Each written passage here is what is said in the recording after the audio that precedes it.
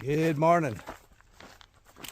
Today I'm in New Mexico hiking in Malpayas, which is Spanish for Badlands. This is actually the Valley of Fire,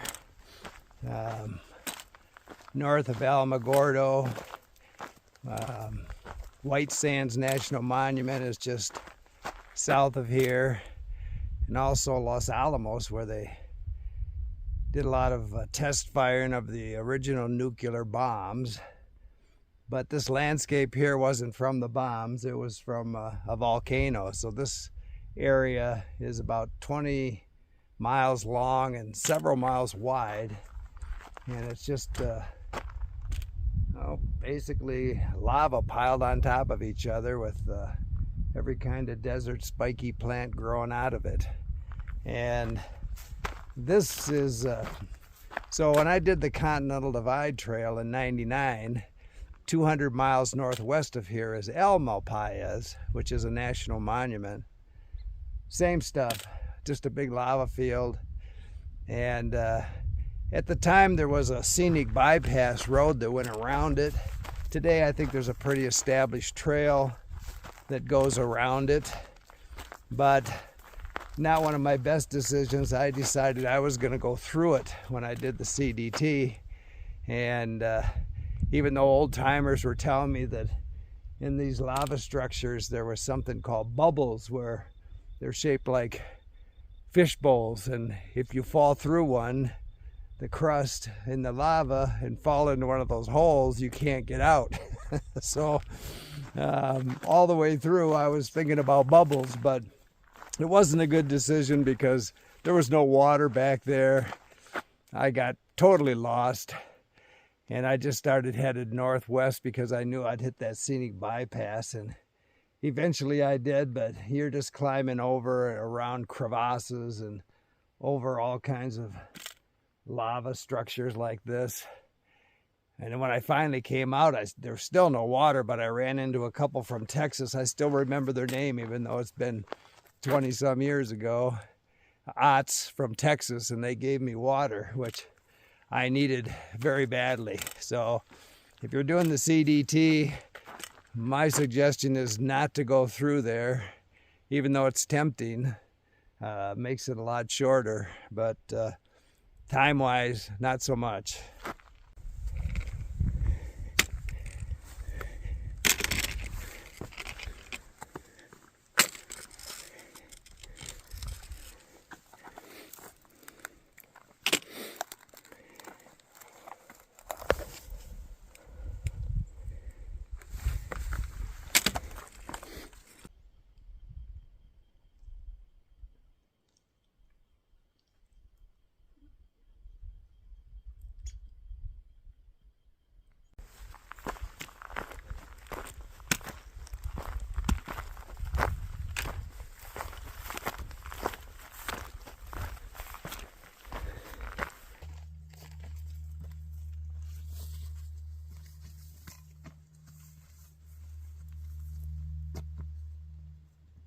So a couple important things when you're hiking in this kind of an area, the arid Southwest, especially when you kind of get off established trails, is number one, have a lot of water. You run out of water, you got a real problem unless you know exactly where you're at and how long it's going to take you to get out of that area. The other thing is, which I haven't seen this morning yet, a lot of rattlesnakes out here, and it's a nice sunny warm morning, so I'm sure they're out. I'll see if I can find you one.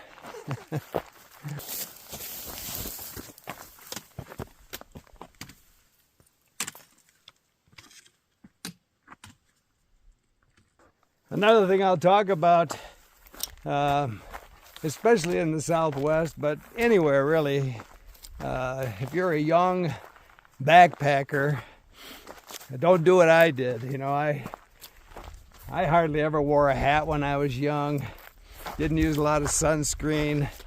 I was guilty for 50 years of not really protecting myself. And I'm lucky. I just had a physical and went to the dermatologist, and she did cut off a freckle. I told her that's just a freckle, but she cut it off anyway. She probably had a boat payment or something. But anyway, they prescribed this stuff for me, that Fluorosil, I think it was. It's a cream. It's about the size of a toothpaste tube, and it cost about $600. Anyway, it said, so I gave myself a 2-week treatment on my face. And what it does is, I had no cancerous lesions, but this stuff was to light up all the non-cancerous stuff, and my whole face lit up. I'll put a picture up. It's pretty scary, but it might be scare you into taking care of your skin when you're young. Anyway, now of course, you've watched my videos, you know I wear an umbrella all the time. This hoodie, a hat, try and cover my face as much as possible. If you watch my glacier videos, you saw I had my buff over my lips. I don't think I can afford much more skin damage, but it's something to think about, something to take serious, because when you're young, you think you're bulletproof, but you're not. And it catches up with you when you get to be about 76.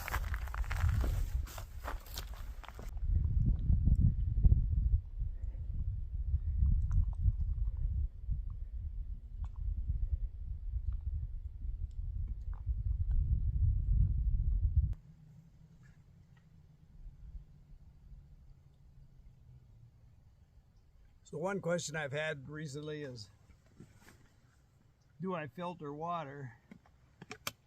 So I've explained that in many videos, but for those who haven't seen it, the answer is yes and no. I don't filter water a lot. If you watched my last couple of long trips, which was a couple 100 miles in glacier, a couple 100 miles across the UP of Michigan on the North Country Trail, I never filtered water, but I have the option, and to me it's kind of crazy today not to carry one.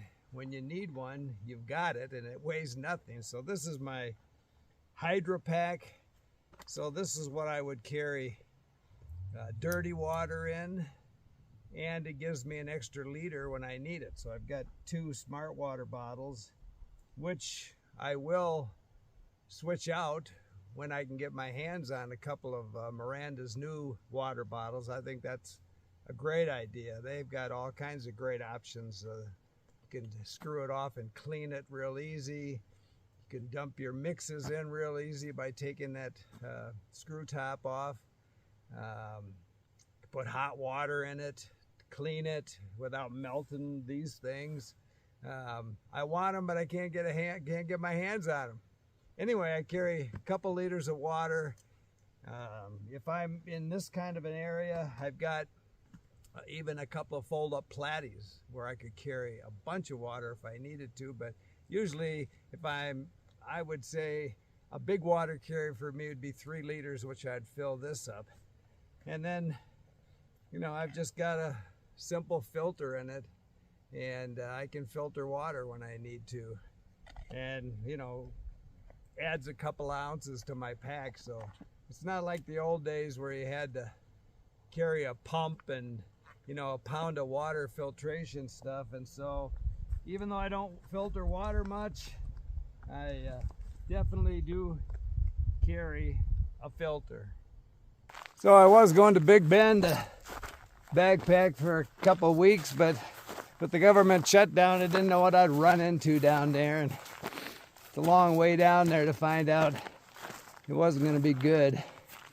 And they really should close the parks during the government shutdown. They always used to, just to protect them, because there's not much staff there to watch out for vandals, and seems to be more vandalism in the parks. I notice it the older I get. Multiply numbers, divide resources. And lots of people using our resources that aren't responsible. Anyway, I'm going to do a few other things. I'll do a video on where to start the CDT now, because if you're a foreign hiker, they don't even let you go down to the Crazy Cook Monument anymore. I'll give you a better alternative anyway in the next couple of videos. So I guess if there's a message in this video, it's drink a lot of water, keep the sun off your face, and watch for rattlesnakes. Keep smiling.